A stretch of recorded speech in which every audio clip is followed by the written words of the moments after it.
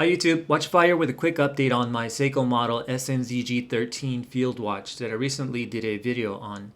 Shortly after that video, I got the newer model SBSA111, which is a smaller and refined version of the SNZG with a more modern movement inside.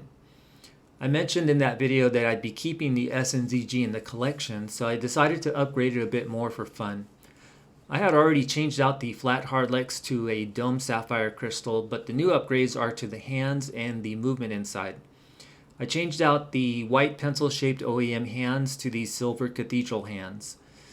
The only other watch I have with these style of hands is the Seiko Alpinist, and I really like how they look, so I thought they would also improve the look of the SNZG.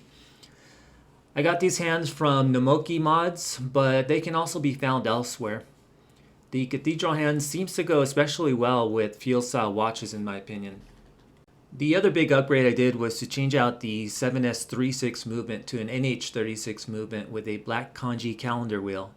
I know I mentioned in the review video that the 7S36 was running well and I would probably just leave it, but since I was changing out the hands, I decided I might as well upgrade the movement too.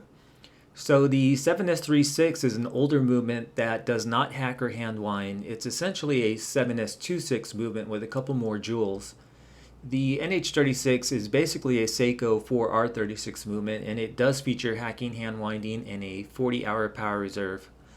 Finding a 3 o'clock crown version of this movement with a black Kanji calendar wheel was a bit more difficult than I thought, mainly because most NH36 movements you see for sale are geared towards watches with a crown at the 4 o'clock position.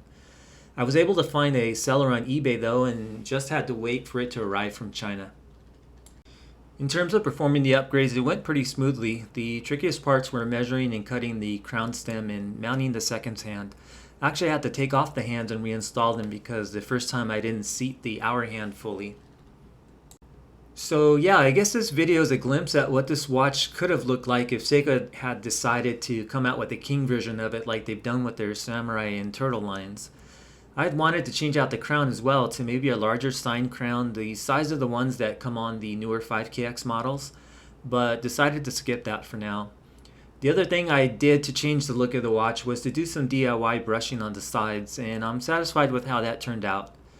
The fact that the watch did not cost that much kind of opens things up to modding and upgrade possibilities. I say that because I don't think I'd ever do something like this on a more expensive watch. Anyway, that's it for this video. I hope you found it interesting. If so, feel free to leave a like, comment, or subscribe, and I'll see you next time. Thanks.